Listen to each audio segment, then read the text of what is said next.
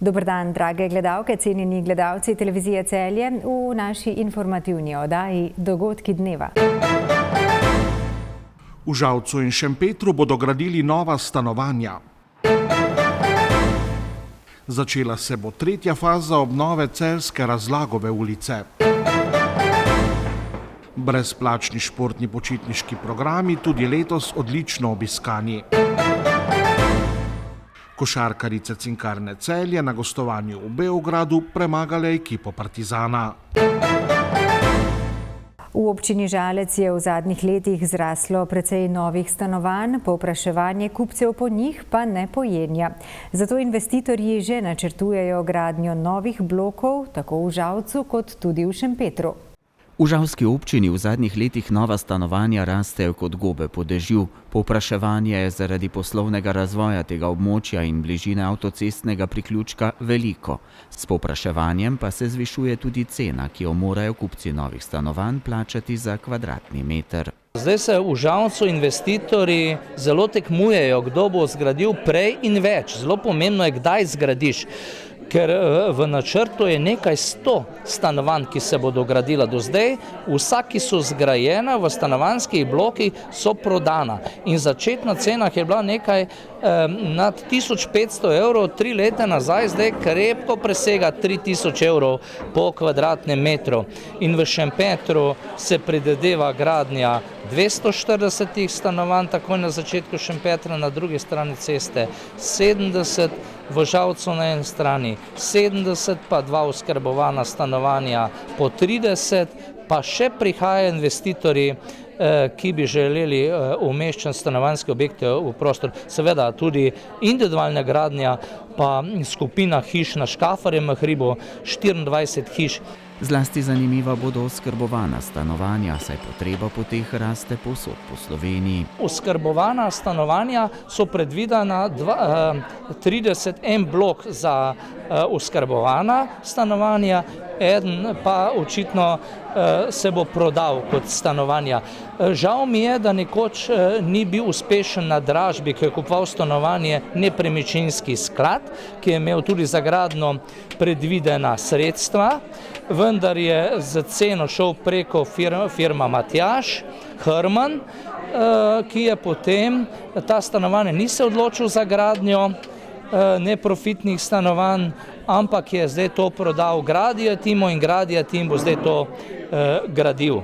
Kot dodaja župan, občina investitorjem pomaga s prejemom prostorskih načrtov in ureditvijo komunalne infrastrukture.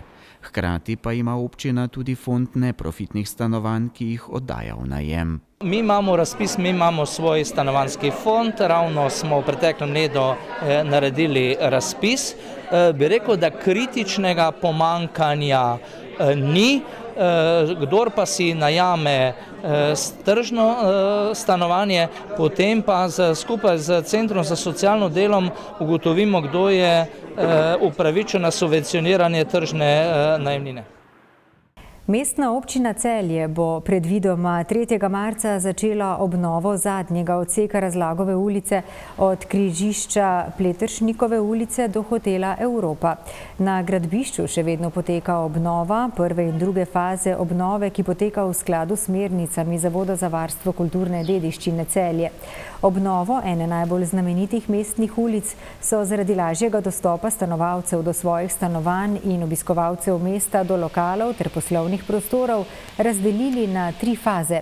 Prva faza vključuje gradbena dela levo od Pleteršnikove ulice do Ostrega ovinka pri Vodnem stolpu, druga faza zajema obnovo na območju od ovinka pri Vodnem stolpu do križišča Savinjsko ulico, tretja faza pa obnovo Razlagove ulice od križišča Pleteršnikove do hotela Evropa.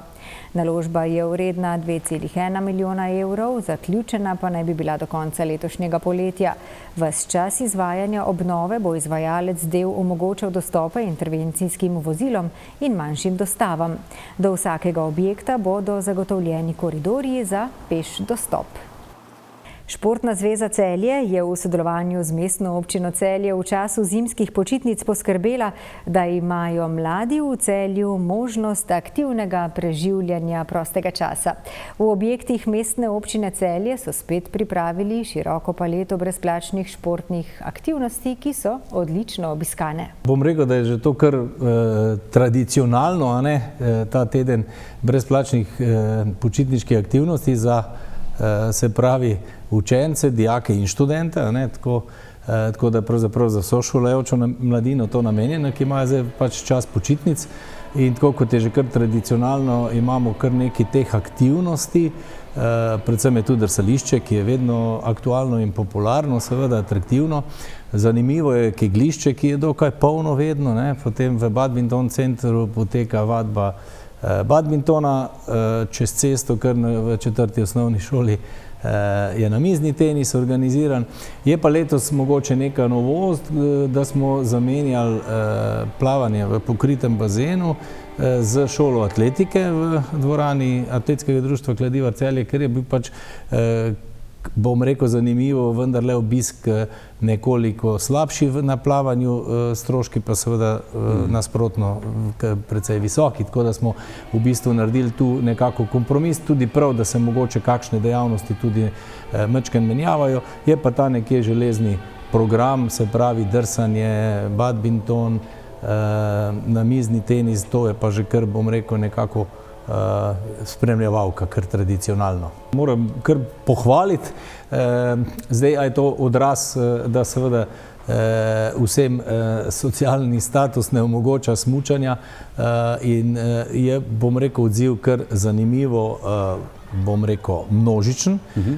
Jaz sem predvsem presenečen na kegljišču, ker smo celo podaljšali ure, tako da pravzaprav otroci imajo možnosti celo na dan obiskati tudi po 2 aktivnosti, ker so nekatere organizirane 4 ure, nekatere pa samo 2 uri, recimo drsanje od 10. do 12. ure, dočim namizni tenis, atletika in pa kegljišče je pa med 9. in 13. na voljo. In tam potem seveda strokovni mentori naši razporejajo. Tako je še seveda, da ne pozabimo, plezanja, ki je tudi vedno bolj aktualno in tudi moderno, bi človek rekel. Vidimo po odzivu, da se celo povečuje obisk. Tam pa seveda iz Planinskega društva Matica, kjer nam seveda pomagajo za svojim strokovnim delom, organizira to, pa razdelijo na 3 skupine, tako da tam pa so skupine po 1 uro med 9. in 12.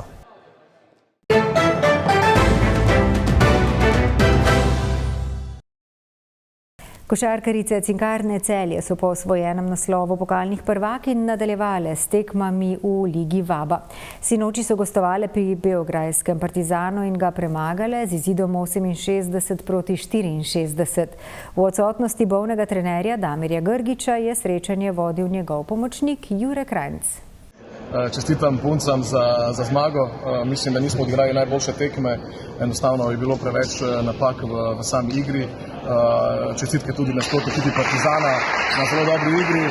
Želim jim vse dobro v kupu, ki jih čaka naslednji teden. Mi pa gremo naprej v državno prvenstvo in upamo, da se danes fizično povrnemo v normalno stanje.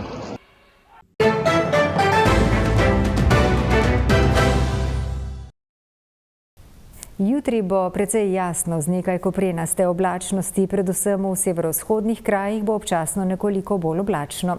V Prekmurju in ponekod na Štajerskem bo pihal južni veter.